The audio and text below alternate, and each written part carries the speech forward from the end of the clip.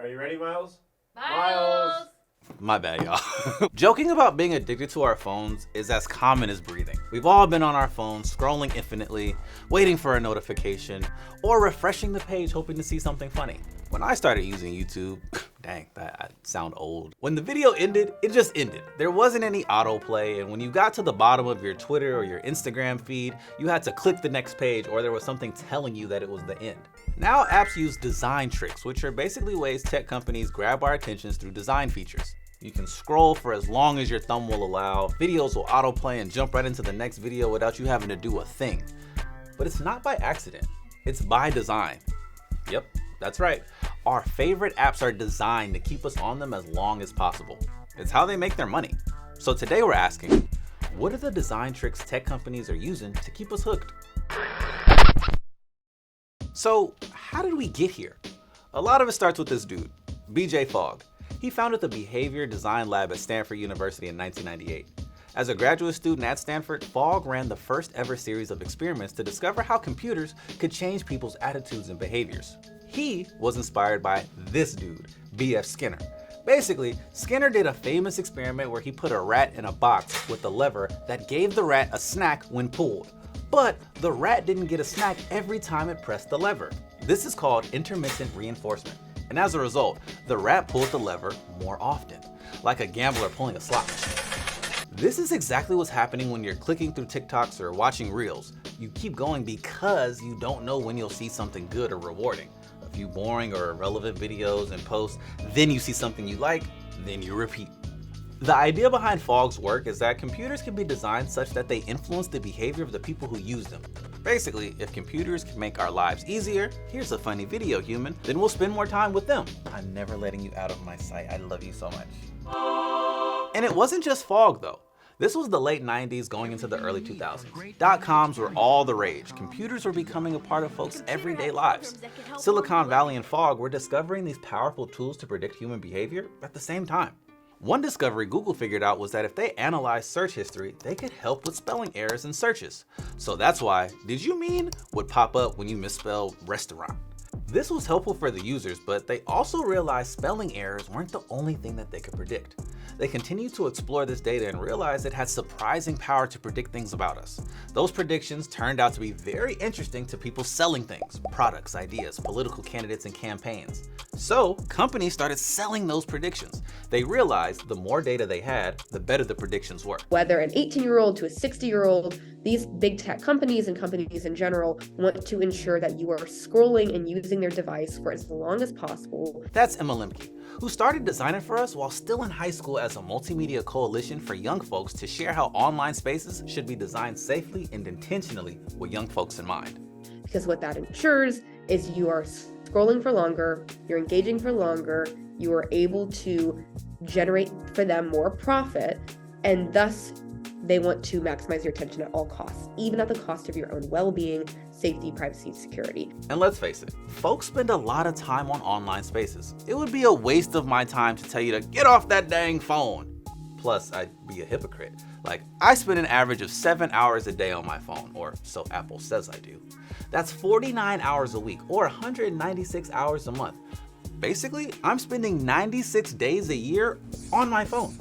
That's like 3 months. And that's very sad and draining to say out loud. Maybe I could have taken up wood shop and finally made that table and chairs I've always dreamt of. Or, knowing me, I actually probably would have just found another way to procrastinate. But the point is, we spend a lot of time on our phones, and there has to be an acknowledgement of how that's affecting us.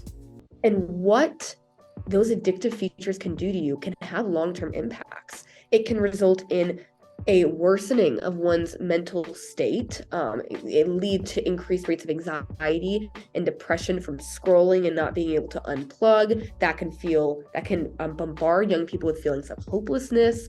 You can feel FOMO, which pulls you even more into addictive apps and to platforms that keep you scrolling even if you're not happy. The things we're seeing online can heavily influence our thoughts and ideas about ourselves and the way we see the world around us. But not everybody on all platforms are being affected in the same way.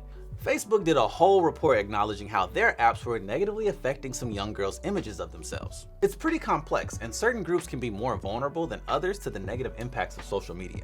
The creators of many addicting features were well-intentioned. The idea started as a way to enhance user experience and make it more engaging. But now all of that operates within an economy that gathers data from users and needs them on a given platform for as long as possible, interacting as much as possible to provide more data. A vicious cycle that none of us are immune to. But I have seen folks try to control the devices and not the other way around. Articles about teens going back to flip phones or adapting the uses of an app so that it doesn't have this constant feeling of extraction. Heck, the creator of Infinite Scroll even has second thoughts. So, if we have folks acknowledging that maybe we need to do something about the beast that is addictive apps, what are we gonna do about it? Most of the people who are in office right now are of another generation, of a much older generation, and it's not their fault that they don't understand the complexities and the importance of regulating online platforms. But what that means is that those lawmakers need to begin to listen to young people as a way to inform their decisions and as a way to move forward quickly and decisively to create substantive legislative action that will, like I said, by design, really attack these business models and these operations of companies. But the big question is, what laws will be the most helpful? Should there be laws that regulate features like, hey, you're 13 years old and you're using social media. You can't use autoplay. I mean, it would be great if we could trust our lawmakers to enact laws that make us feel safe and protected on social media and on the internet. But in reality, it looks a lot like this. Will you commit to ending Finsta? Senator, again, let me explain. We don't actually do Finsta. What Finsta refers to is young people setting up accounts where they may want to have more privacy. You refer to it as privacy from their parents. What in my interaction with teens, what I found is that they sometimes like to have an account where they can interact just with a smaller group of friends. Well, Finsta is one of your products or services. We're not talking here about Google or Apple. And lastly, there's no real way to know or predict how technology will be used or how it'll impact us. We don't even totally understand how it's affecting us in the present. You think the people who made plastic bags were like, hey, we are going to destroy the planet? No, they were probably like, look at this cheap, lightweight option to transport things. But the thing is, at this point, tech companies know that designing apps to be as addictive as possible is negatively impacting us. What they don't know is how to survive as a business without doing so, which is why some things gotta change. What do y'all think? Knowing what you know now, how do you protect your well-being even when you use technologies that can make it worse? Oh, and I want to shout out our partners at Common Sense Education and the Center for Digital Thriving. They helped us produce this episode, and be sure to check out their YouTube channel and subscribe. As always, I'm your host, Miles Best. Peace out.